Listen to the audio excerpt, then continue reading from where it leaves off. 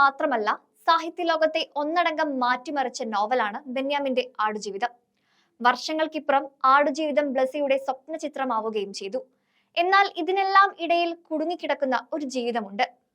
ആടുകൾക്കിടയിൽ ചവിട്ടി മെതിക്കപ്പെട്ട് ഒടുങ്ങേണ്ടി വരുമെന്ന് കരുതിയ നജീബ് വലിയ സ്വപ്നങ്ങളുമായി സൗദി അറേബ്യയിൽ ജോലിക്കായി പോയി വഞ്ചിക്കപ്പെട്ട് മരുഭൂമിയിലെ ഒരു ആട് വളർത്തൽ കേന്ദ്രത്തിലെ ദാരുണ സാഹചര്യങ്ങളിൽ 3-ലേറെ വർഷം അടിമപ്പണി ചെയ്യേണ്ടി വന്ന നജീബിന്റെ കഥ. നോവലിസ്റ്റ് കഥയുടെ ഗതിക്കനുസരിച്ച് കഥയിൽ ചിലതെല്ലാം ഉൾക്കൊള്ളിച്ചപ്പോൾ പോറലേറ്റത് നജീബിന്റെ ആത്മാവിനാണ്. കഥാകാരന്റെ ആവിഷ്കാര സ്വാതന്ത്ര്യത്തിനും അപ്പുറം നജീബിന്റെ ജീവിതത്തിൽ കറ പറ്റുകയാണ് ചെയ്തത്.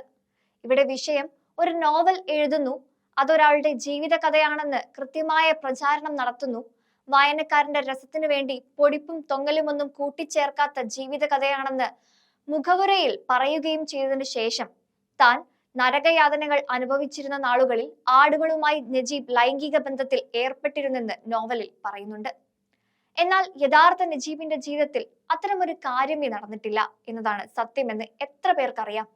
ഇതുമാത്രമല്ല, നോവലിൽ നജീബിന്റെ പരസ്ത്രീ ബന്ധത്തെക്കുറിച്ചും വായിക്കാൻ സാധിക്കും.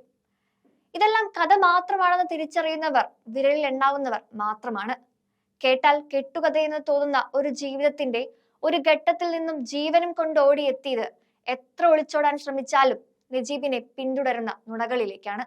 ആടുജീവിതം നോവലും സിനിമയും പ്രേക്ഷകർ നെഞ്ചിലേറ്റി കൊണ്ടാടുമ്പോൾ നജീബിന്റെ ഇരുട്ടിൽ തപ്പുന്ന ജീവിതത്തിന് മറുപടി പറയേണ്ടത് ആരാണ്?